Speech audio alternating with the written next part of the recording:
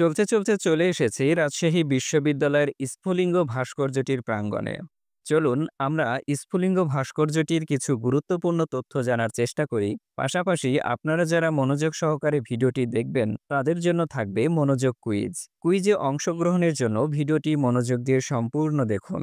ভাস্কর্যটি বাংলাদেশের প্রথম শহীদ বুদ্ধিজীবী ডক্টর মোহাম্মদ শামসুজ্জোহার ১৯৬৯-এর গণঅভ্যুত্থানে পাকিস্তানি হানাদার বাহিনী বেয়নেট দিয়ে খুঁচিয়ে নির্মমভাবে হত্যা করে বিশ্ববিদ্যালয়ের প্রক্টর ও রসায়ন বিভাগের শিক্ষক ডক্টর মোহাম্মদ শামসুজ্জোহাকে।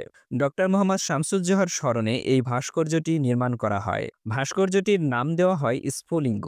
মৃৎশিল্প ও ভাস্কর্য বিভাগের সহকারী অধ্যাপক কনক কুমার পাঠক ২০১২ সালে ভাস্কর্যটি নির্মাণ করেন। এই ভাস্কর্যে শহীদ শামসুজ্জোহার ৩ ফুট উচ্চ আবক্ষ প্রতিকৃতি রয়েছে। বেদির ঠিক পেছনে রয়েছে বাঁকা লম্বা একটি দেয়াল।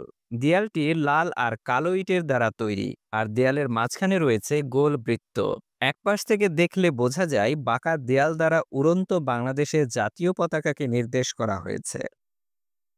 এতক্ষণ যারা মনোযোগ সহকারে ভিডিওটি দেখলেন তাদের জন্য ছোট্ট একটি কুইজ। বলুন দেখি, স্ফুলিঙ্গ ভাস্কর্যটি নির্মিত হয় কত সালে? কুইজের উত্তর কমেন্ট বক্সে জানিয়ে দিন। যদি উত্তর দিতে পারেন তাহলে বুঝবো আপনি যথেষ্ট মনোযোগী দর্শক।